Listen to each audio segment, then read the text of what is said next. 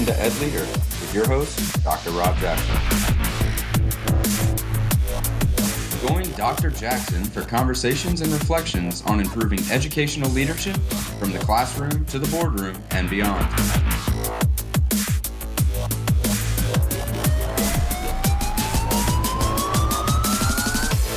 Educational leadership is an ever-evolving opportunity to make a real and lasting difference in the lives of students, parents, and the community.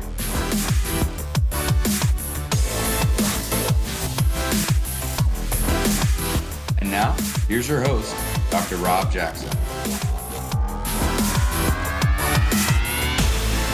Hi friends, welcome to the Ed Leader Podcast. I'm your host, Rob Jackson, and I want to thank you for spending time with me today. Today, we kick off the 4th school year of the podcast. It's hard to believe that 4 years have flown by. I'm incredibly grateful for 4 years of amazing conversations with wise ed leaders who have certainly helped me grow as a leader.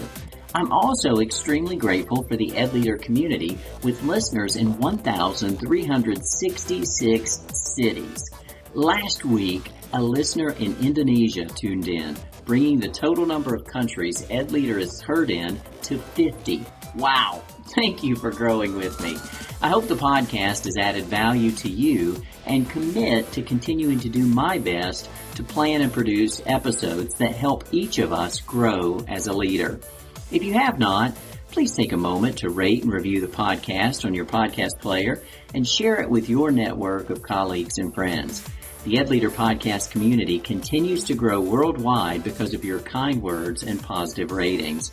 Remember, you can find show notes, links to references that are cited during each episode, and find each of the previous regular episodes and the 3 special series that we have done at drrobjackson.com. Through the summer, I've been working on a special series on the science of reading. That work is still underway with more episodes to come, but today we're back in the saddle with the first regular episode of Season 4. Speaking of back in the saddle, giddy up and let's get to it.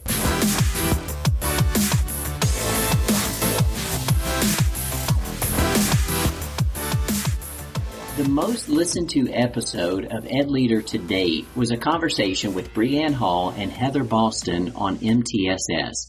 That episode has eclipsed all the others. I've had requests for more conversations on the topic and look forward to doing just that. Today's guest needs no introduction among instructional leaders in North Carolina. Dr. Tanya Turner serves as the Superintendent of the Perquimans County School System and is recognized as an effective and highly regarded instructional leader across the state. She began her career in education as a 5th grade teacher prior to serving as an instructional facilitator. She served as a middle school assistant principal, a director of teacher development and testing, and then served as a middle school principal, leading school improvement efforts to move from a school that had not met growth in several years to meeting growth 8 out of 9 years, with 7 of those years as high growth. Dr. Turner's presentations on EVOS have been recognized at the state level and published on the North Carolina Department of Public Instruction's regional website, as well as the NC STAR website. Her knowledge and leadership in data-driven instruction have afforded her the opportunity to conduct numerous trainings across the state for many school districts. She's a former District Teacher of the Year, District Assistant Principal of the Year, and 2-time District Principal of the Year. 1 year ago, she joined me to discuss literacy as the one big thing in every classroom, every subject, every grade level, and every school. I'll link that episode in the show notes for today's episode at drrobjackson.com. Please help me welcome back an incredible instructional leader, my colleague and my friend, Dr. Tanya Turner.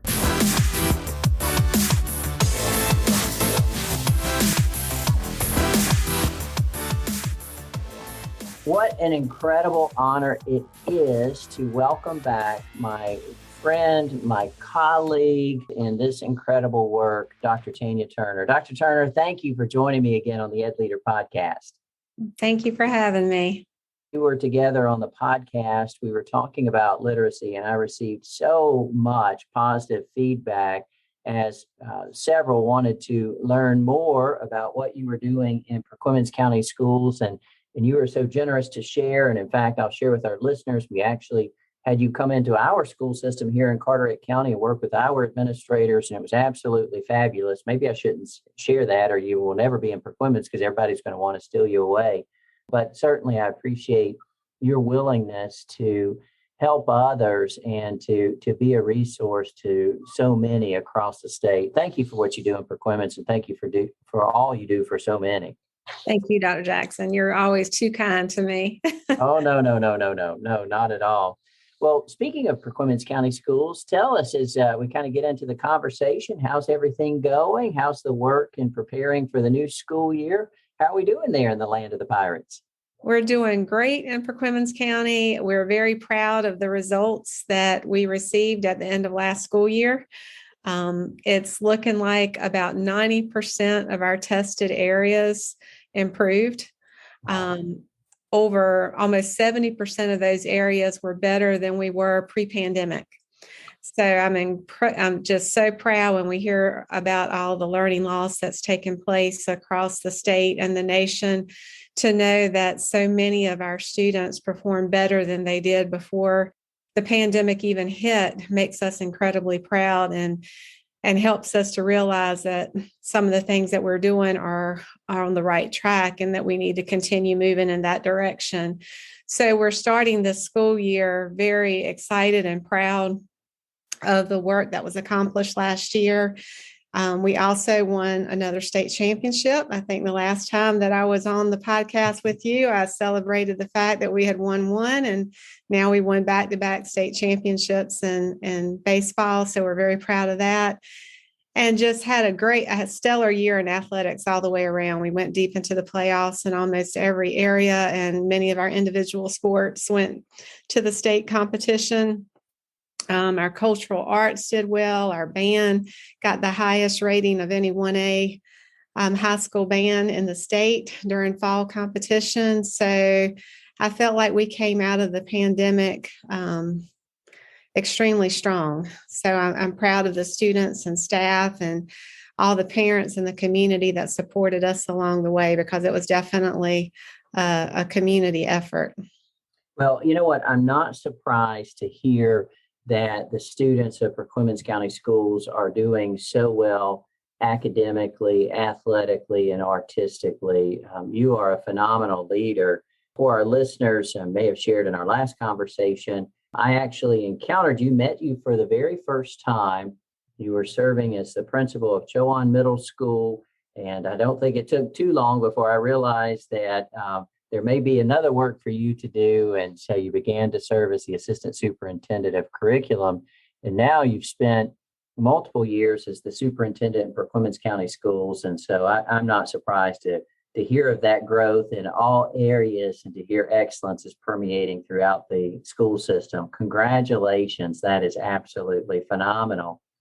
Unfortunately, as you know, as we talk to colleagues in other places, that's not always the case. And so clearly you've got something working pretty well. And so I'm excited about this conversation just to peel back the layers a little bit and kind of understand how you approach the work and how the schools approach the work, and particularly how we approach the work of working with students academically. And as you know, on a past podcast, we had a conversation about MTSS, or multi-tier system of support. And I know that you are a great proponent of MTSS. And so I wonder if, just kind of at a high level, at least to start with, if you would share what role, if any, MTSS plays in the success you're experiencing there in Perquimans County Schools. Absolutely, it did. I am a huge proponent of MTSS because it makes sense. You talked about it being a multi-system layer of support, but it's a framework. It's a framework that promotes school improvement, and that framework is based on evidence-based practices. And I believe it was Steve Ventura, if I remember right, in one of his books that I read, that talked about that schools should focus on practices and not programs, teachers not technology, and staff and not stuff. And I feel like that's what MTSS does. It focuses on the research-based best practices and gets the focus off of programs and packages and technology systems and depending on those things to do the work, because that's not going to do the work. It's going to be the people behind that and how they use it that's going to make you successful. So, I think in my last podcast, we talked about the book Good to Great. Right. And, and it talks about falling into that doom loop, getting those disappointing results and not understanding why you got those disappointing results. So then you just act without, or you react without understanding, and then you start a new program, and then that program doesn't work, and you get the disappointing results, and then the cycle continues. I think MTSS prevents that from happening. It makes you be very intentional and very purposeful about everything that you do. And I think now more than ever, as school systems, and leaders, we have to be intentional and very purposeful about everything that we do because it matters. Those two words are so very powerful, Tanya, intentional and purposeful. We know that we have a limited amount of time with our students from the time they enter kindergarten or pre-K until they graduate. That really it's not a short amount of time. And then when we take away from that time, recess and passing periods and lunch and all the time we're not actually engaged in teaching and learning, we do have a very finite amount of time. And so being intentional and purposeful with that time is so very important. And I appreciate you highlighting that. And for our listeners, I will link the Steve Ventura book in the show notes at drrobjackson.com so you can find that book, because I'm sure if Tanya's recommending a book, it's a book you need to have in your hands. And certainly having heard Steve Ventura speak and appreciating what he has to share, particularly, again, when he highlights people, not programs, and staying away from looking for silver bullets and buying the latest whatever from the vendor hall at the last conference you attended, and really being mindful of the limited time we have and actually doing something that's going to work for our students in our context becomes so very important. And so you mentioned MTSS being important in the school district and in the work and in the success you've had. And I shared that I met you as you were serving as a principal, and I believe you served for about 10 years, about a decade as a principal, as I recall. And so, and I recognize very clearly that you are a master principal. So as you walk into a school now as superintendent, what are you looking for in terms of an MTSS program? What are kind of the indicators you see or don't see that the school really has embraced MTSS and it's making a difference or not? We have worked very hard over the few years that I've been here, and we have an outstanding MTSS district leader. She's our assistant principal at our grammar school, Tricia Brickhouse. She leads the district focus for us, and she does a phenomenal job.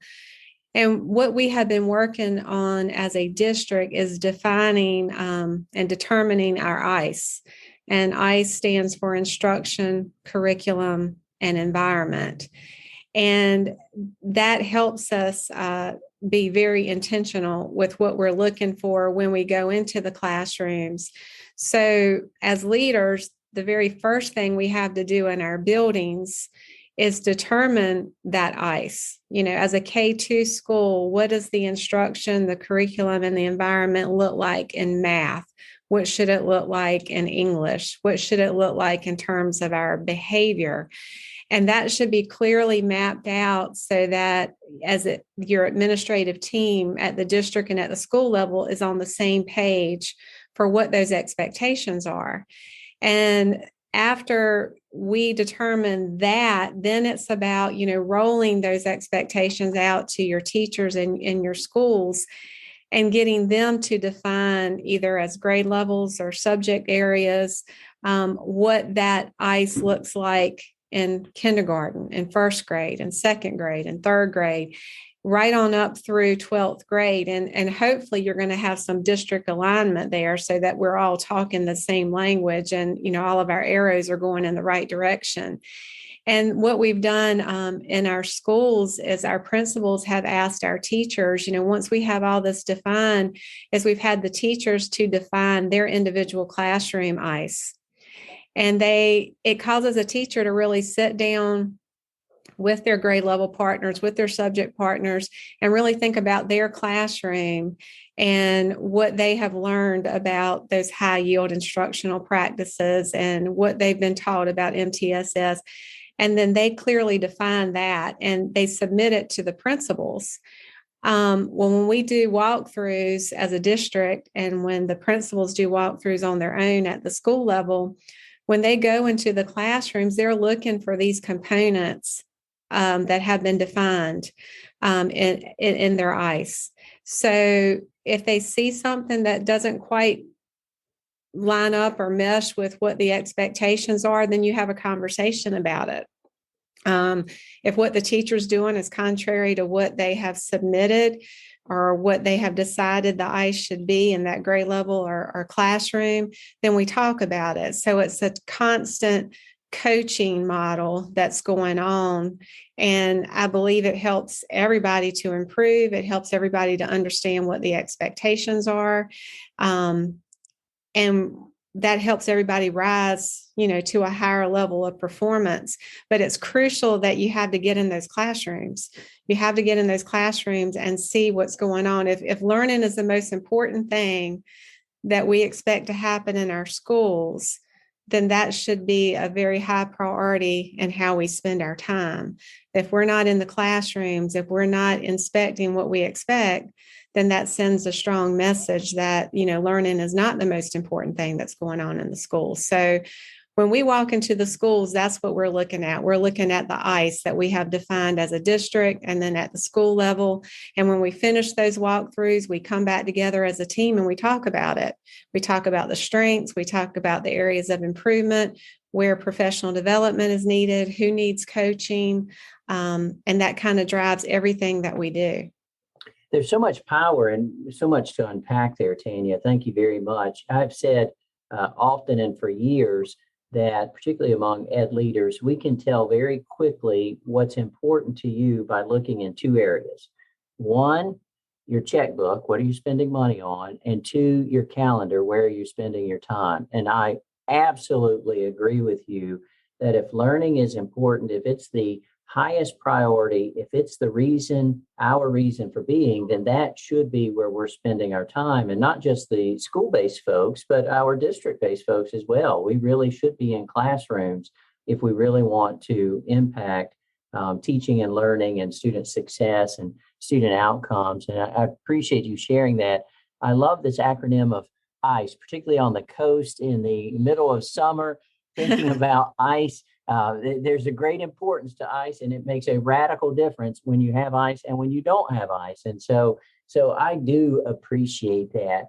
Let me drill down a little bit. So you were talking about the school-based team, and I'd like to talk specifically about the role of the principal. And so you were talking about being in the classroom and looking for ICE and identifying it. What would you kind of classify as the role of the principal within MTSS? What are you expecting from the principals there in Perquimans, and what is best practices for principals with regards to MTSS? Well, I think, one of the things that Steve Ventura mentions in his literature is that school leaders should not sponsor learning. They should participate in the learning. So I think that's number one. I think, as a leader, you have got to know what the instructional focus is of your school, and you have to lead that charge, and you lead that charge by modeling what you want to see your staff do.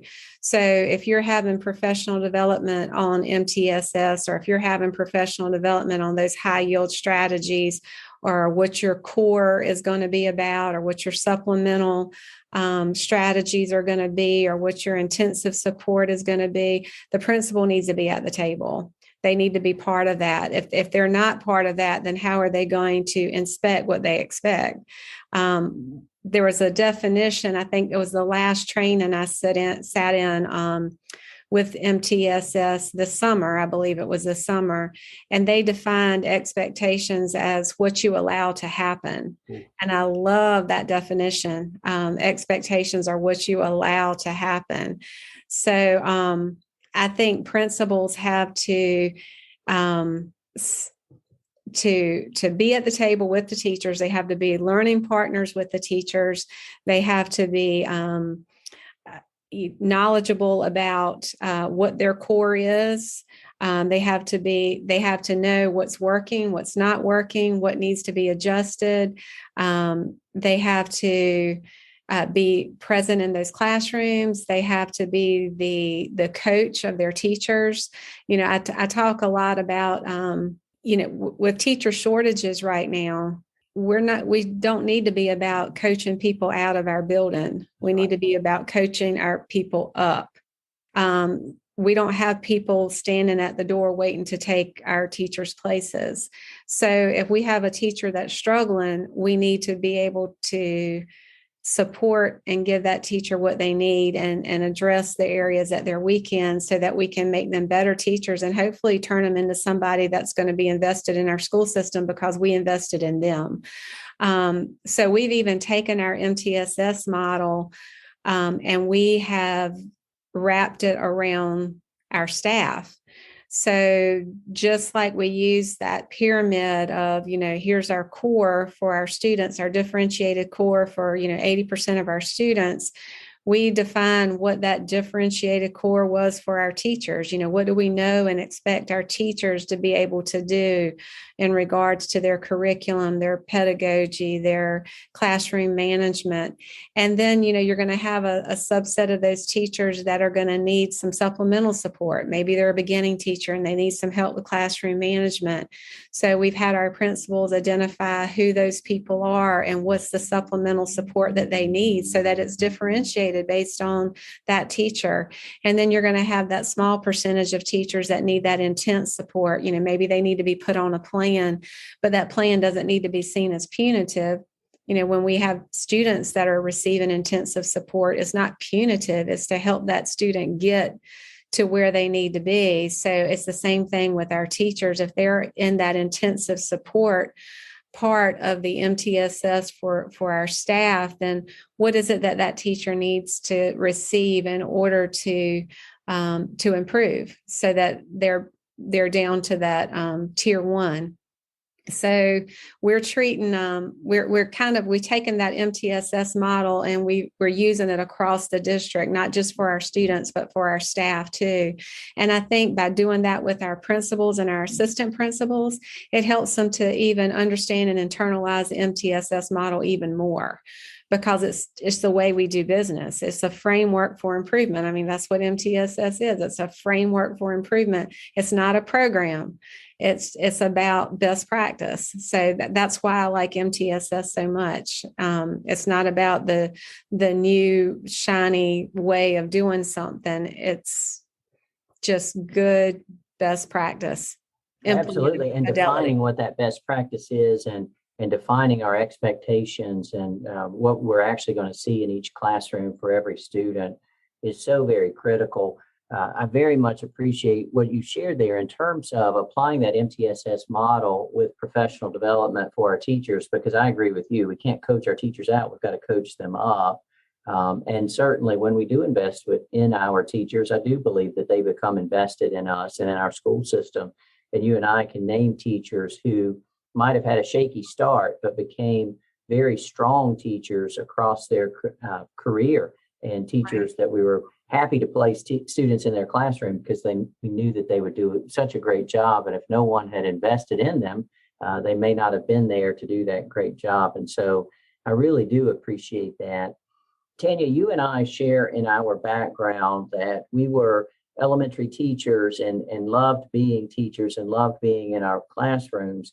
There were times as teachers that perhaps we wished that we could make a slight change in the school schedule or the way a structure in the school worked, but we didn't have that opportunity. And so I think that there's a part of the principal's role, because they do have opportunities that teachers may not have, and certainly we hope they involve the teachers in those, to think about things like schedules, to create times within the day for those interventions for the very few who need the most intense interventions, or interventions for the some who may need some interventions, and certainly protecting that core time for all. What have you seen work really well for principals, or what are the best principals doing around thinking about the time during the day and the resources, so the structure and the environment around the classroom to support what the teachers are doing in the classroom?